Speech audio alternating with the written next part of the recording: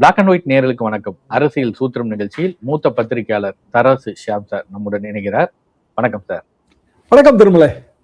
தேர்தல் முடிந்து ஆட்சி அமைந்து 45 நாள் 50 நாள் கடந்த பின்னரும் பரபரப்பா ஓடுது. இன்னொரு பக்கம் தாவேக எம்எல்ஏட்ட பேரம், கைது நடவடிக்கை அப்படின்லாம் நேற்று பரபரப்பு நிகழ்ந்தாலும் மார்க்சிஸ்ட் கம்யூனிஸ்ட் கட்சி மாநில செயலாளர் பே சண்முகம் ஒரு அதிரடியான குற்றச்சாட்டை முன்வைத்திருக்கிறார். அதாவது மு.க. ஸ்டாலின் தேர்தல் விரைவில் வரும் என்று கூறியதன் அர்த்தமே இப்போதுதான் புரிகிறது, இதுதான் இந்த பேரம் அப்படின்னு சொல்றாரு. அந்த அளவுக்கு ஒரு கூட்டணியில இருந்து வெளியேறியவர்களை திமுக இப்படி ஒரு விமர்சனத்துக்கு உள்ளாக்கப்பட்டிருக்கிறது எதனால சார்?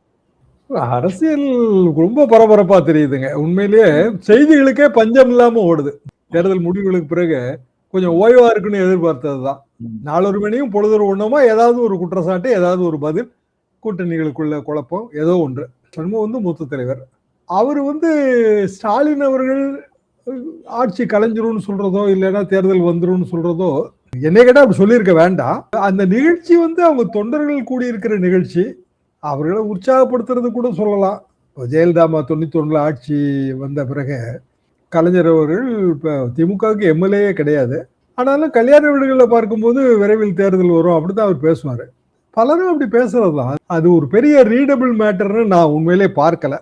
அப்போ இந்த ஆட்சி கவிழுமா அப்படின்னா கவிழ்றதுக்கு வாய்ப்பே இல்லைன்னு தான் நான் முதல்ல இருந்து நினைக்கிறேன். என்ன காரணம்னா அவங்க 107 ஜெயிச்சு 5 சீட்டு காங்கிரஸ் ஆதரவு கொடுத்துருச்சு. அவங்க மறுநாளே கொடுத்துட்டாங்க. ஆக்சுவலா பிராக்டிக்கலா அவங்க திமுக பேசவும் இல்லை, எதுவுமே இல்லை. அவங்க ஆல் இண்டியா பாலிசி எடுத்தாங்க. எப்போ ராகுல் காந்தி பதவி ஏற்புள்ள மேடையில் அமர்ந்திருந்தாரோ அப்பவுமே அது வெளிச்சமா தெரிஞ்சு போச்சுங்க. அது வெட்ட வெளிச்சம் ஆக்சுவலா. அப்ப 112 ஆயிடுச்சு. 112 ஆன பிறகு இன்னொரு 2 கட்சியோ 3 கட்சியோ சேர்ந்து அந்த ஸ்ட்ரென்த் கொண்டு வரவே முடியாது, இம்பாசிபிள் ஆக்சுவலா. ஆனாலும் இந்த பேச்சு அப்படியே தொடர்ந்து அடிபட்டுக்கிட்டே இருக்கு. ஆட்சி கவிழ்ப்புக்கு சதி, கைது நடவடிக்கை, காலையில கூட கைது நடவடிக்கைகள் தொடர்ந்து இருக்கு. பேரம், தாவேகா பேரம் பண்ணுதுன்னு திமுக குற்றம் சாட்டுது. அதாவது மதிமுக எம்எல்ஏக்கள் சொல்லப்பட்டாலும் அவங்க திமுக எம்எல்ஏக்கள் தான். 2 பேர் ராஜினாமா பண்ணணும்னா இப்ப விஜயபாஸ்கர் ராஜினாமா பண்ணாருங்க இன்னைக்கு இணைப்புல. என்ன நம்பிக்கையில பண்றாரு? நமக்கு திருப்பி டிக்கெட் அடிக்க நம்ம ஜெயிச்சிடலாங்கிற நம்பிக்கையில பண்றாரு இல்லையா? அப்போ கடைநல்லூர் எம்எல்ஏவுக்கும் சீர்காழி எம்எல்ஏவுக்கும் விஜய் பிரச்சாரம் பண்ணா நம்ம ஜெயிச்சிடலான்னு நம்பிக்கை இருந்தா அது வேற. அவங்களுக்கு ஏதோ நம்பிக்கை இல்லை, அப்படிதான் நம்ம பார்க்கணும். ஒவ்வொரு தொகுதியிலையும் அவங்களுக்கு தொகுதி நிலவரம் தெரியும். அப்போ சீட்டே நமக்கு தாவேகால திருப்பி கொடுத்தாலும் விஜயை பிரச்சாரம் பண்ணாலும் வைகோவை பிரச்சாரம் பண்ணாலும் நம்ம ஜெயிக்க முடியாது, அப்படியான ஒரு சிந்தனை அவர்களுக்கு இருக்கு. இல்லைன்னா அவங்க ராஜினாமா பண்ணிருக்கலாம். பண்ண முடியாதுன்னு ஒன்றும் சொல்ல முடியாது. ரிட்டைலர்ல நின்று ராஜினாமா பண்ணும்போது உதயசூரில் நின்று ராஜினாமா பண்ணலாம், அதுல என்ன இருக்கு? அவங்க விரும்பல. அப்போ குதிரை பேரம், விஜய் குதிரை பேரம் செய்தார் அப்படின்னா மதிமுக வைகோ சொன்னதுதாங்க அது. அவரே தான் சொன்னாரு. அதை விஜய் நான் பிரச்சாரம் பண்ணி தரேன் ஜெயிச்சிருவாங்க அப்படின்னு சொன்னாருன்னா ஏதோ ஒரு பேரம் இருக்குன்னு ஆயிருது இல்லையா? பேரங்கிறது பணம் மட்டும் இல்ல, ஒரு பலன் கூட பேரம் தான். வியாபாரத்துல செஞ்சா நம்ம ஏதோ ஒரு வகையில பொருளோட விலையை குறைச்சு வாங்குறோம், ஒரு பலன் கிடைக்குது. அரசியல்ல செஞ்சா ஒரு பலன் கிடைக்குது, பணம் கொடுக்கணுங்கிற அவசியம் இல்லை. அப்போ பேரம், அப்படிதான் நம்ம இதை எடுத்துக்கிடணும். இப்போ பேர அரசியல் தமிழ்நாட்டுல இந்த குறிப்பாக இதுவரைக்கும் நடந்த இத்தனை தேர்தல்கள்ல நம்ம பார்த்ததே கிடையாது இல்லையா? நானே என்னோட 50 வருஷ அனுபவத்துல நான் பார்த்ததே கிடையாதுங்க. முதல் முறையா ஒரு கவர்மெண்ட் மெஜாரிட்டி இல்லாம வந்துச்சு. வந்த பிறகு தொடர்ந்து அந்த பேர குற்றச்சாட்டுகள் 2 தரப்பும் பரஸ்பரம் மாத்தி மாத்தி வைக்குது. இதனால மக்களுக்கு ஏற்படுகிற பின்னடைவு என்னன்னு யோசிச்சு பாருங்க. குருவிக்கு தண்ணியே இல்லைங்க, பெரிய அளவுக்கு வறட்சி. தஞ்சாவூர் டிஸ்ட்ரிக்ட்ல 100 அடி 200 அடிக்கெல்லாம் போர்வெல் தண்ணி போயிருச்சு. கம்ப்ளீட்டா கிரவுண்ட் வாட்டரே அவுட்டு. இனி அதை நம்ம சீர்திருத்தி கொண்டு வரணும்னாலே அக்டோபர் நவம்பர்ல நல்ல மழை பெஞ்சாதான் உண்டு. அதாவது கிரவுண்ட் வாட்டர் லெவல் நான் சொல்றேன். போர் தண்ணியை உயர்த்துறதுக்கு எல்லா விளைபொருளோட விலையும் படுபயங்கர வீழ்ச்சிங்க. தேங்காய் விலைன்னு எடுத்தீங்கன்னா அதெல்லாம் 20 ரூபாய்க்கு கீழே போயிருச்சு. ஒரு காய் எங்களுக்கு கொள்முதல் விலை வெறும் 18 ரூபா. இங்க கைமாத்தி வரும்போது சென்னையில நீங்க என்ன விலைக்கு வாங்குறீங்க? எப்படி விவசாயி பிழைக்க முடியும்? அவ்வளவு வறுமை இருக்கு. கிராமப்புற வறுமை ரொம்ப கூடி இருக்கு. நீங்க அது மத்திய மாவட்டங்கள்ல எடுத்தாலும் வட மாவட்டங்கள் எடுத்தாலும் எல்லாரும் அதான் சொல்றாங்க. அப்ப விவசாயிகள் மகிழ்ச்சியா இருக்கிறாங்களான்னா இல்ல. ஆனா அவங்க பிரச்சனைகளை நம்ம பேசுறோமானா அதுவும் இல்லை. எல்லாமே நம்ம என்ன பேசிட்டு இருக்கோம்? திமுகவும் சரி தாவேகாவும் சரி எல்லா கட்சிகளும் பேசுறது எல்லாமே அரசியல் மட்டும் தான் பேசுறது. ஆட்சி நீடித்து நிற்கும், நீடித்து நிற்காது, தேர்தல் வந்துடும், தேர்தல் வராது, இதனால மக்களுக்கு பெரிய பின்னடைவு, பாதிப்பு என்பதுதான் என் கருத்து. ஆனா அரசியல் சூடா இருக்கு. அதுக்கு அடுத்த கட்டம் நம்ம என்ன பண்றதுன்னு உண்மையிலேயே புரியல. இந்த விவகாரத்திற்கு பின்னர் இன்னைக்கு முன்னாள் அமைச்சர் ரகுபதி அவரும் பேட்டி கொடுத்திருந்தாரு. அதாவது குதிரை பேரத்தில் நாங்கள் ஈடுபடவில்லை அப்படின்றாரு. ஒரு நாளும் நாங்கள் கொல்லைப்புற வழியாக ஆட்சிக்கு வரமாட்டோம், மக்களை சந்தித்துதான் வருவோம், ஆட்சியை கவிழ்க்கும் எண்ணம் எங்களுக்கு இல்லை அப்படின்னு கருத்தை சொல்றாரு. இன்னொரு பக்கம் விஜயபாஸ்கர் இந்த இணைப்பு விழா நீங்க சொன்ன மாதிரி இருக்கும்போது கனிமொழி சொல்றாங்க, டெல்லியில இருக்க வாஷிங் மிஷின் தமிழ்நாட்டுக்கு வந்துருச்சு போல இருக்கு, ஒரு மாடல் வாஷிங் மிஷின், குட்கா கரையெல்லாம் போக்கக்கூடிய வாஷிங் மிஷினா இருக்குது அப்படின்னு பேசுறாங்க. இப்ப இந்த விமர்சனங்கள் நீங்க சொல்ற மாதிரி மக்கள் பிரச்சனையெல்லாம் ஒரு பக்கம் யாரும் அதை பத்தியான விவாதத்துக்கு வர முடியல. ஏன்னா அடுத்தடுத்த அரசியல் களம் அப்படி போயிட்டு இருக்கனால இந்த பிரச்சனைகள தான் ஓடிட்டு இருக்கு. இப்படியான விமர்சனம் இன்னைக்கு எல்லாம் வந்திருக்குது. இந்த விமர்சனம் அதிகமாகுமா தாவேகா மீது? குட்கா வழக்கில் இருப்பவரை கட்சியில் சேர்த்திருக்கிறார்கள், தூய சக்தி அப்படின்ற விமர்சனங்கள்லாம் இன்னும் அதிகமாகுமா? அது விஜயபாஸ்கர் எப்பேற்பட்ட அமைச்சர்னு எல்லாருக்குமே தெரியும் இல்லைங்களா? ஆர்கே நகர் 1.0 எலெக்ஷன் உங்களுக்கு ஞாபகம் இருக்கும். டிடிவி வந்து ஃபர்ஸ்ட் டைம் கேண்டிடேட்டு. அப்போ விஜயபாஸ்கர் வீட்டில் தான் ரெய்டு. கட்டுக்கட்டா ஆவணத்தை தூக்கி பக்கத்து காம்பவுண்டில் போட்டாங்க. விஜயபாஸ்கரே என் பிள்ளைகளை எல்லாம் ஸ்கூலுக்கே அனுப்ப விட மாட்டேன்றாங்கன்னு வெளியில் வந்து ஆவேசமாலாம் பேட்டி கொடுத்தாரு. பண நடமாட்டங்கிற ஒரே காரணத்தை சொல்லித்தான் ஆர்கே நகர் 1.0 எலெக்ஷன் ரத்தாச்சு. அப்புறம் 2.0 அதில் டிடிவி ஜெயிச்சார். அவர் அப்போ சுயேட்சை நின்று ஜெயிச்சார். அந்த வழக்கை என்னாச்சு? 2017 வழக்கு இன்னைக்கு வருஷம் என்னாச்சுங்க? 10 வருஷம் ஆகுது. அப்போ வழக்க வேகமா நடத்தி தண்டனை வாங்கி கொடுத்துருந்துருக்கணும்ல ஒரு அரசாங்கம். அது எங்க செஞ்சாங்க? இப்போ குட்கா வழக்கு எத்தனை வருஷமா நடந்துட்டு இருக்கு? சிபிஐ வழக்கு. அப்போ வந்து அதை வேகமா நடத்தி இருக்கணும்ல. விஜயபாஸ்கர் பேர்ல குறைஞ்சபட்சம் 15 to 20 வழக்கு இருக்குங்க. இடி வழக்கு இருக்கு. இடி வழக்கு போடுமே தவிர அதை தொடர்ந்து நடத்துற முயற்சியில் அவங்க எப்போதுமே இருக்கிறதே இல்லை. செந்தில் பாலாஜி வழக்கே கிட்டத்தட்ட 5 வருஷம் ஆகிப்போச்சு. சிக்கலே இதுதாங்க. நீங்க அரசியல்வாதிகளுக்கு தனி கோர்ட்டெல்லாம் நம்ம வச்சோம், எம்பி எம்எல்ஏ கோர்ட்லாம் வச்சோம், ஒரு தண்டனைய குறைந்தபட்சம் 2 வருஷத்துக்குள்ள கிடைக்கிற மாதிரியே பண்ணா அரசியல்வாதிக்கு ஒரு பயம் வரும். இப்ப பயமே வரல. இப்ப விஜயபாஸ்கரை சேர்த்துக்கிறாரு விஜய்னா உண்மையிலே விஜய்க்கு பின்னடைவது. ஏன்னா அவரோட கிளைமே வந்து தூய சக்தி தான். அவரோட கிளைம் ஃப்ரெஷ்னஸ் தான் அப்பீலே. விஜய்ங்கிறவருக்கு எதுக்குங்க மக்கள் ஓட்டு போட்டாங்க? திமுக அண்ணா திமுக டயர்ட் ஆயிடுச்சு, மாத்தி மாத்தி ஓட்டு போட்டோம். 2 பேருமே வந்து ஏதாவது ஒரு வகையில முறைகேட்டில் ஈடுபட்டு இருக்கிறாங்க. மக்களோட ஒரு அப்பேத்தி தானே, குறிப்பா அர்பன் அப்பேத்தி, நகர்ப்புற வாக்காளர்கள் மத்தியில ஒரு பெரிய வெறுப்புணர்வு இருந்தது. அதை கணிக்கிறது கூட நம்ம தவறிட்டோம். ஸோ விஜய்ங்கிற ஒரு புதிய சக்தி வந்து விஜய் வந்து இதை செஞ்சிருவாரு அதை செஞ்சிருவாருன்னு கூட ஓட்டு போடலங்க. திமுக அதிமுகவை தோற்கடிக்கிறதுக்கு விஜய் தலைமை அல்லது விஜய் முகம் பயன்படும் நினைச்சு ஓட்டு போட்டாங்க. திமுக அதிமுக மேல பெரிய குற்றச்சாட்டு வச்சது அண்ணாமலை. அப்ப பிஜேபியில அதிமுக சேர்ந்துருச்சு. இப்ப திமுகவுக்கு எதிரான ஓட்டு வங்கி குறைந்தபட்சம் பிஜேபிக்காவது வந்திருக்கணும்ல. ஒரு சீட்டு தான் ஜெயிச்சாங்க. அப்ப எல்லாமே வந்து டோட்டலாவே விஜய்க்கு போயிருக்கு. ஆனா விஜயும் வந்து 1,70,00,000 ஓட்டு தான் வாங்கியிருக்காரு. 1.25 கோடி ஓட்டுன்னு வைங்களேன். பேலன்ஸ் ஓட்டு பூரா விஜய்க்கு விழல. ஆனா அது வந்து பல கட்டமா பிளவுபட்டுருச்சு. இப்ப நீங்க அதிமுக பலவீனப்பட்டுக்கிட்டே வருது. ஏற்கனவே என்ன ஒரு சொல்லப்பட்டது? அதிமுக திமுக ஒன்றா இணைய முயற்சி நடந்தது, எடப்பாடி பழனிசாமியை முதல்வராக்க முயற்சி நடந்தது அப்படின்னா, எடப்பாடி பழனிசாமி முதல்வராக்க முயற்சி நடந்ததுன்னே வச்சுக்கிடுவோம். எடப்பாடி பழனிசாமி முதலமைச்சர் ஆயிட்டாரு. அப்ப அந்த மந்திரி சபையில விஜயபாஸ்கர் தானே மந்திரியா இருந்தப்பாரு. ஒருவேளை அப்படி நடந்திருந்தா வேணான்னு வந்திருப்பாங்களா? எப்படி வந்திருப்பாங்க? சரி, எடப்பாடி பழனிசாமி தலைமையில் மந்திரி சபை அமைக்கப்பட்டிருந்தால் ஸ்டாலின் முதல்வர் கிடையாது. ஏன்னா அவரு எம்எல்ஏ ஆகல. எடப்பாடி பழனிசாமியும் உதயநிதியும் இணைஞ்சு வந்து இருக்க முடியாது. அப்போ எடப்பாடி பழனிசாமி முதலமைச்சர் அப்படின்னா கீழே இருக்கிற அமைச்சரவையில ஒரு பகுதி திமுக, ஒரு பகுதி அதிமுகன்னு வேணா இருந்திருக்கலாம். இப்ப யாரெல்லாம் போர்க்கொடி பிடிக்கிறாங்களோ அவ்வளவு பேருக்கும் மந்திரி பதவி வாய்ப்பு கிடைச்சிருக்கும். சரி, சி.வி. சண்முகம் எதுக்குங்க அவரு எம்பியா இருந்துகிட்டே எம்எல்ஏ தேர்தலில் போட்டி போட்டாரு? எடப்பாடி பழனிசாமி முதலமைச்சர் ஆயிடுவாரு, நமக்கு மந்திரி பதவி கிடைக்கும் தானே போட்டி போட்டாரு. எடப்பாடி மேல இவ்வளவு குற்றச்சாட்டு வைக்கிறாங்க.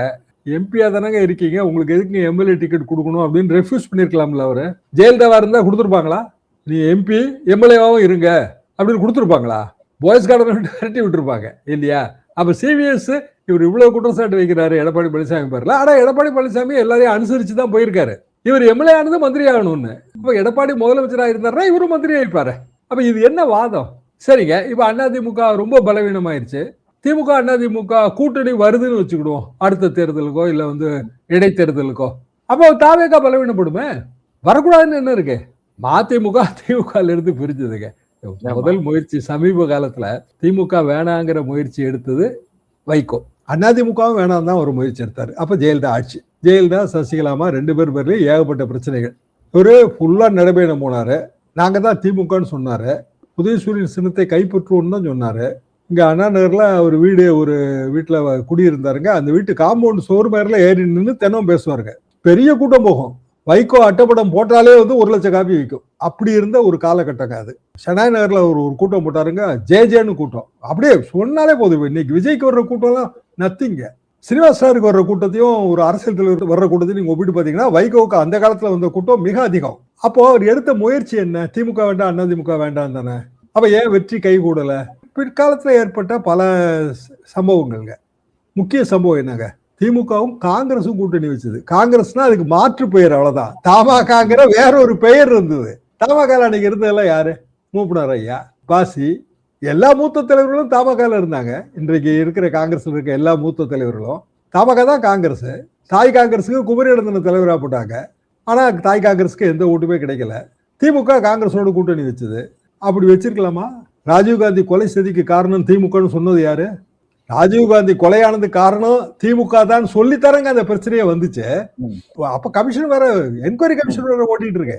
அப்ப அவ்வளவு பெரிய ஒப்பற்ற ஒரு தலைவர் அவரை கொலை செஞ்சதாக நீங்க சதி குற்றச்சாட்டு வச்சுட்டீங்க. ராஜீவ்காந்தி பாடியை அன்னைக்கு அகற்றும் போதுங்க கால் பக்கமோ தலை பக்கமோ மூப்பனார் ஐயா பிடிச்சிருந்தாரு. படங்கள்லாம் இருக்குங்க, எல்லாம் கண்கூட பார்த்தவங்க தானே நம்ம. இன்னொரு பக்கம் வாழப்பாடியை பிடிச்சிருந்தாரு. அப்படிப்பட்டவங்க எப்படி திமுக கூட்டணி வைக்கலாம்? அதிமுக திமுக கூட்டணி கிரிட்டிசைஸ் ஆச்சு அப்படின்னா தமாக திமுக கூட்டணி அதே ரகம் தானேன்றானா. கலைஞர் கூட்டணி வச்சிருக்கூடாதுல்ல. நம்ம பேர்ல இவ்வளவு பெரிய குற்றச்சாட்டை வச்சுட்டாங்க. நம்ம தேர்தல் தோல்விக்கே இதுதான் காரணம். காங்கிரஸோட எந்த கூட்டணியும் வைக்க கூடாது. வச்சாங்களா இல்லையா? 2014 ஒட்டுமில்ல உறவும் இல்லைன்னாரு கலைஞர். 2016 கூட்டணி வச்சாங்களா இல்லையா? அதாவது தேர்தல் கூட்டணிங்கிறது பழைய கொள்கைகள் அடிப்படையில், சித்தாந்தங்கள் அடிப்படையில் ஆனது அல்ல. இந்த தேர்தலில் வெற்றி அடைய முடியுமா முடியாதா இதை வச்சுதான். அப்போ இன்னைக்கு தாவேகா இப்படியான ஒரு நிலைப்பாடு எடுத்து போகும்போது, தாவேகாவுக்கு எதிராக ஒரு கூட்டணி அமையும் போது திமுக அதிமுக கூட்டணி வரத்தான் செய்யும்ன்றேன். அது நீங்க தவிர்க்க முடியாது. தாவேகா யாரை கூட வேணாலும் கூட்டணி வைக்கலாம், திமுக அதிமுக கூட்டணி வைக்க கூடாதுன்னு சொல்றது அது எந்த ஒரு நியாயம்? நீங்க சொல்ற மாதிரி இது அரசியல் நிலைப்பாட்டுக்கு வேணா இப்படி போயிட்டு இருக்கலாம். மக்கள் இதை எப்படி எடுத்துக்குவாங்க சார்? அதாவது திமுகவுடன் சேர்ந்து ஆட்சி அமைக்க முற்பட்டார் அப்படின்றதெல்லாம் தேர்தல் களத்துல மக்கள்கிட்ட பிரதிபலிக்காதுங்க. அதனாலதான் நான் சொன்னேன், பிரதிபலிக்கலைங்கிறதுக்கு தானே 96 உதாரணமே. தமாகவும் திமுகவும் கூட்டணி வச்சதை மக்கள் ஏற்றுக்கொள்ளாமல் இருந்தால் அந்த கூட்டணி நிராகரிக்கப்பட்டிருக்குமா பட்டிருக்காதாங்கிறதா என்னோட கேள்வி. ஆமா, 4 முறை போட்டீங்க அது 96 தேர்தல். ஏன்னா வைகோ வெளியில வந்துட்டார். அப்படி ஈக்குவேஷன் பாருங்க. வைகோவோட சேர்ந்து திமுகவுல முக்கியமான மாவட்ட செயலாளர்கள் உட்பட வெளியில வந்தாங்க. சிபிஎம்மோட கூட்டணி 96 தேர்தல்ல வாழப்பாடி ராமமூர்த்தி, பெரியோர் ராமதாஸ் தலைமையில அது ஒரு கூட்டணி. 4 முறை போட்டியா இருந்த களங்க அது. தாய் காங்கிரஸ் ஒரு அணி. 4 முறை போட்டியா இருந்த களத்துல அதிமுக ஈஸியா ஜெயிச்சிருக்கணும்ல. Ruling party ஜெயிக்கல. ஏன்னா பலதரப்பட்ட வெறுப்புகள் காரணம். ஜெயலலிதாவை தோத்து போனாங்களே. மக்களுக்கு வெறுப்பு ஏற்படுவதற்குங்க சில பல வாரங்களே போதுமானதுங்கிறதா என் கருத்து. தொடர்ந்து அடுத்தடுத்த சம்பவங்கள் நடக்கும்போது வெறுப்பு கூடிரும். அப்ப நீங்க பழைய கதையை கூட பேச வேண்டிய அவசியமே இல்லை. கண்கூட அவங்க என்ன பாக்குறாங்களோ அதுதான். இப்ப இந்த 45 நாள் ஆட்சியில மக்களுக்கு மகிழ்ச்சி இருக்கா இல்லையா அப்படின்னு நான் என்னோட நண்பர்கள், குறிப்பா கிராமத்துல இருக்கவங்க கேட்டா மகிழ்ச்சி இல்லை. என்ன காரணம் அப்படின்னா சிம்பிளி ஏகப்பட்ட பிரச்சனைங்க. பிரச்சனைகளை தீர்ப்பதற்கு ஏதாவது முயற்சி எடுத்திருக்காங்களா? எடுக்கல. அதாவது அரசியல் தான் பண்ணிட்டு இருக்காங்களே தவிர மக்களை ஆற்றுப்படுத்துவதற்கான முயற்சியே எடுக்கவே இல்லை. டோட்டலா எடுக்கல. அப்புறம் சட்ட ஒழுங்கு சீர்குலைவு கண்டிப்பா இருக்கு. அதுல நீங்க ஒன்றும் சந்தேகமே பட வேண்டாம். அது ஒன்றும் யாரும் இட்டுக்கிட்ட விஷயமே கிடையாதுங்க.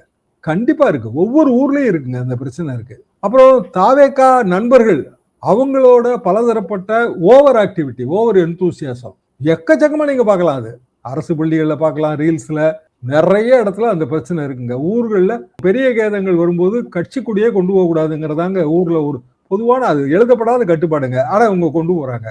பெரிய அளவுக்கு அதுல வெறுப்பு இருக்கு. ஆனா அதை அவங்க இப்ப காட்ட மாட்டாங்க. திமுக பேரில் உள்ள வெறுப்பு ஜனங்க எப்ப காட்டினாங்க? ஏங்க நமக்கே இவ்வளவு பெரிய வெறுப்பு இருக்குன்னு தெரியாம தானங்க போச்சு. ஓட்டு போடும்போது தான் காட்டுவாங்க. அப்ப நீங்க அடுத்தாப்புல இடைத்தேர்தல் வரும்போது விஜயபாஸ்கர் விராலிமலையில அப்படியே தூக்கி அடிச்சு ஜெயிச்சு வந்துருவாரா? இல்ல கரூர்ல ஜெயிச்சு வந்துருவாங்களா? இல்ல மரகத குமரவேல் ஜெயிச்சு வந்துருவாங்களா? அதெல்லாம் இப்ப நம்ம சொல்லவே முடியாது. நீங்க சொல்றதுல இன்னொரு பாயிண்ட் இருக்கு இல்லைங்க சார். அதாவது இப்ப கரூர்ல இதுக்கு முன்னாடி விஜய்க்கு இருந்த ஆதரவு அப்படின்னா விஜயை மட்டுமே பார்த்து அந்த உள்ள இருக்கக்கூடிய கட்சிக்காரர்கள் அப்படின்னு இருக்குது. ஒருவேளை எம்ஆர் விஜயபாஸ்கர் சீட்டு கொடுத்தா ஏற்கனவே கரூர்ல போட்டியிட்ட அந்த மதியழகன் அவர் ஒரு என்ன மாதிரியான மனப்பான்மையில இருப்பாரு? எப்படி தேர்தல் வேலை உண்மையிலே பாருங்க, என்னன்னா அவர் தான் தாவேகால சிறைக்கு போன முதல் தியாகி. அவரு சிறைக்கு போனாரு. ரொம்ப நாள் வந்து பிணை வேற கிடைக்கல. பெரிய பிரச்சனை. அவ்வளவு பேர் இறந்து போயிட்டாங்க. அதுக்கு பிறகு அவர் குடும்பமும் சஃபர் ஆச்சு. அது எல்லாருக்குமே தெரியும். அப்புறம் தேர்தல் டிக்கெட்டு அவரு பெரிய அளவுக்கான வெற்றி வாய்ப்பு வரல. இவரு கடுமையா செலவு பண்ணாருங்க. அது எல்லாருக்கும் தெரியும். அதெல்லாம் அவர் மனசுல வச்சிருப்பாரு. ஆனா விஜய் எதிர்த்து சொல்ல மாட்டாங்க. எம்ஜிஆர் எதிர்த்து சொல்ல முடியுமா அதிமுகல? ஜெயலலிதா எதிர்த்து சொல்ல முடியுமா? அதெல்லாம் சொல்ல மாட்டாங்க. தேர்தல்னு வரும்போது ஒதுங்கிக்குவாங்க. விஜயபாஸ்கருக்கு ஆதரவா அறந்தாங்கியில போது இருக்கிற அமைச்சர் பர்வேஸ் என்ன முடிவு எடுப்பார்? ஆதரவா எடுப்பாரா, எதிர்ப்பா எடுப்பாரா, நியூட்ரலா இருப்பாரா? ரொம்ப யோசிப்பாங்கங்க. சரி, ஒரு அரசியல்ல நமக்கு போட்டியாளரை நம்மளே வளர்த்து விட முடியுமா? அது இவ்வளவு நாள் வந்து ஊர்பட்ட கொள்ளை அடிச்சுட்டு இப்ப திடீர்னு வந்து தாவேகால சேர்ந்து நிரந்தர முதல்வர் விஜய்ன்னு சொல்லும் போது இவங்களே தானே நிரந்தர முதல்வர் ஜெயலலிதான்னு சொன்னாங்க. இந்த நிரந்தர முதல்வர்ங்கிறது எப்படிங்க சொல்லலாம்? ஜனநாயகத்துல யாருங்க நிரந்தர முதல்வர்? அதெல்லாம் கேட்கிற ஜனங்க, அது இன்னைக்கு இருக்கிற தொழில்நுட்ப யுகத்துலங்க எல்லாமே லைவுங்க. நீங்க சாதாரண ஒரு விஷயம், இப்ப விஜயே சட்டமன்றத்துல பேசுறது டீ கடை வரைக்கும் எல்லாரும் பார்த்துட்டு தான் இருந்தாங்க. சட்டமன்றத்தை நேரலை பண்ணது ஒரு நல்ல ஸ்டெப்பு. விஜய் பேசினாரு, அதுக்கு பெரிய அளவுக்கு வந்து வியூவர்ஷிப் இருந்துச்சு. அதே மாதிரி விஜயபாஸ்கர் பேசுறதுக்கும் பெரிய வியூவர்ஷிப் வரும்லன்றதா. அப்ப அவங்க நினைக்க மாட்டாங்களா? ராலிமலையில இருக்கிற மக்களோ இல்ல புதுக்கோட்டையில இருக்கிற மக்களோ, பாரியா விஜய் முக்காவாசி சொத்து புதுக்கோட்டையில நீங்க தடுக்கி விழுந்தா விஜயபாஸ்கர் சொத்து தான். அதெல்லாம் தெரியாதா? யாருக்குமே தெரியாதா? மக்களுக்கு என்ன அது ஒண்ணுமே தெரியாம இருக்காங்களா? சரி, இன்னைக்கு தேதிக்குங்க தொழில்நுட்ப யுகத்துல எல்லா தகவலும் உடனுக்குடன் போய் சேர்ந்துரும். ஜனங்க தாங்களே ஒரு அபிப்பிராயத்தை ஃபார்ம் பண்ணுவாங்க. அதை வச்சுதான் அவங்க ஓட்டு போடுவாங்க. விஜய்ங்கிறவர் 2 வருஷத்துக்கு முன்னாடி வந்தாரு, ஜெயிச்சிட்டாரு. அதுவும் ஒரு குறிப்பிட்ட எண்ணிக்கையில தான் ஜெயிச்சிருக்காரு. அதனாலேயே அவர் வந்து தமிழ்நாடு முழுவதுக்கும் அவரோட அலை அடிக்குதுன்னு நான் எடுத்துக்கவே இல்லை. அப்படி அலை அடிச்ச ஜெயலலிதாவே தோத்து போன வரலாறு இருக்கு. அதுக்காக நான் சொல்ல வரேன். 200 சீட்டுக்கு மேல ஜெயிச்சதுங்க 91ல தோத்து போனாங்க. 96ல கிட்டத்தட்ட 200 சீட் ஜெயிச்சது கலைஞர், தோத்து போனாரு. அப்பவும் திமுக வந்து நிரந்தர முதல்வர் கலைஞர்னு சொல்லும். நிரந்தரம் எதுங்க? நிரந்தரம் அரசியல்ல காற்று நிரந்தரம், கவிதை நிரந்தரம், அரசியல் பதவி நிரந்தரமா? அப்ப பழைய ரூட்ல தான் போறாங்க இவங்க பயணம். தாவேகா போற அரசியல் பாதை என்பது ஃப்ரெஷ்ஷா இருந்ததை வேஸ்டா திசை திருப்பி பழையபடி வந்து கூட்டு சந்து வழியாகவும் 4 புறமும் திசை காட்டி வச்சிருக்கிற சந்துகள் வழியாகவும் தேவையற்ற வகையில இந்த பயணத்தை மேற்கொள்றாங்க.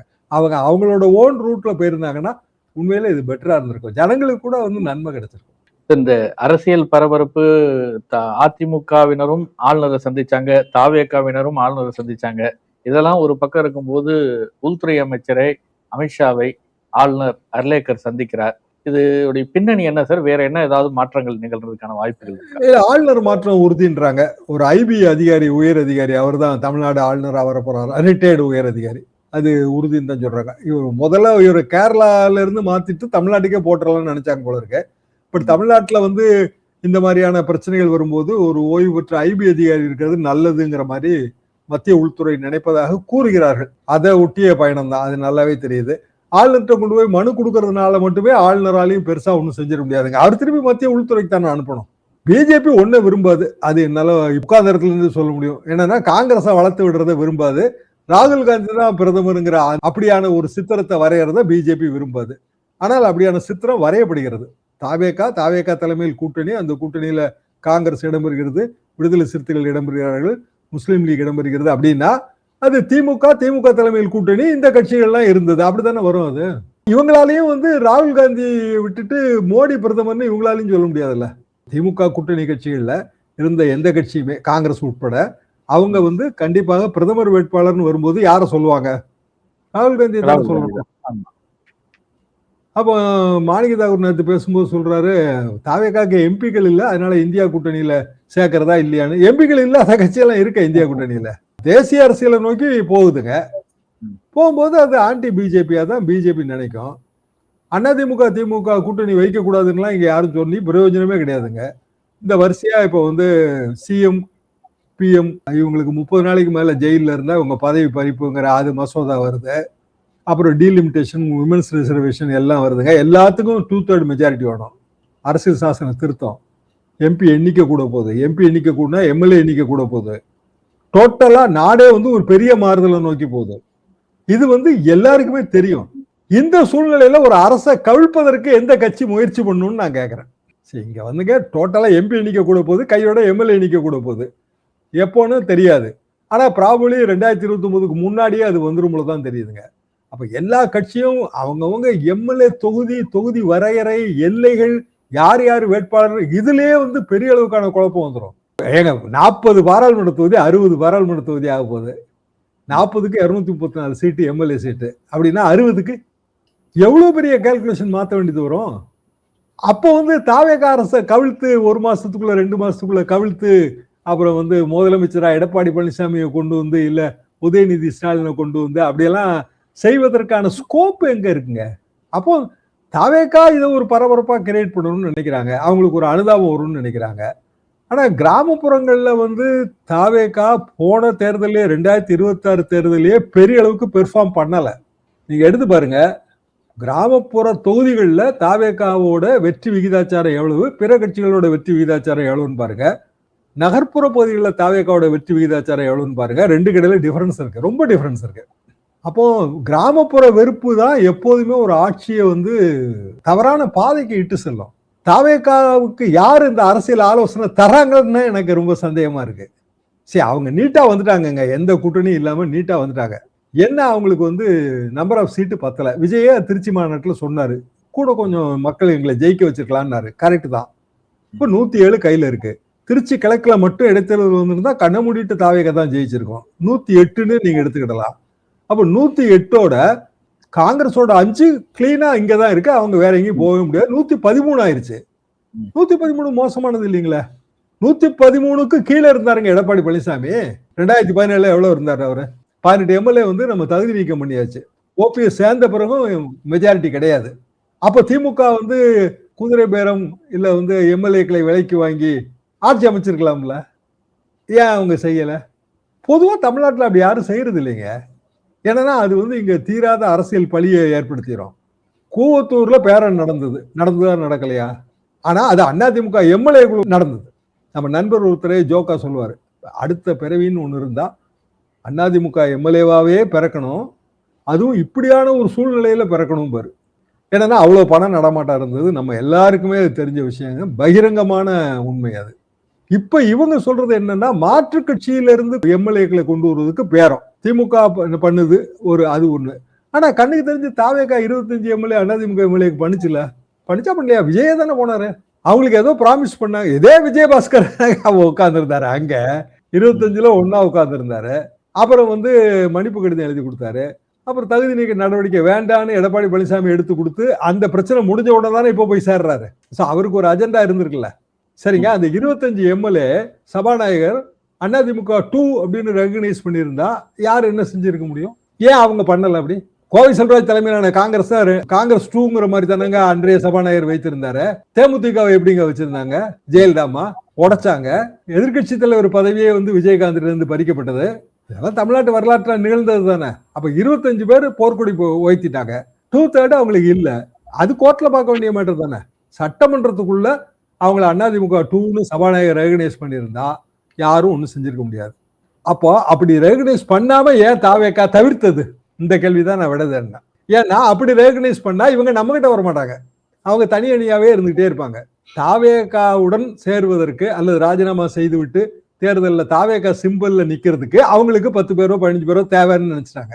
அதனாலதான் 25 பேருக்கு விஜயை நேரில் போய் பார்த்து அவர்களை வந்து ரொம்ப பெரிய அளவுக்கு என்கரேஜ் பண்ணி எல்லாம் பொன்னாட பூச்செண்டெல்லாம் கொடுத்த பிறகும், அவர் நம்பிக்கை தீர்மானத்தில் அவர்களோட வாக்குகளை பெற்ற பிறகும் அவர்களுக்கு என்ன வாக்குறுதி தரப்பட்டதோ அது நிறைவேற்றப்படவில்லை. அப்ப எந்த இடத்துல பேர ஸ்டார்ட் ஆச்சு? கரெக்ட். நன்றி சார்.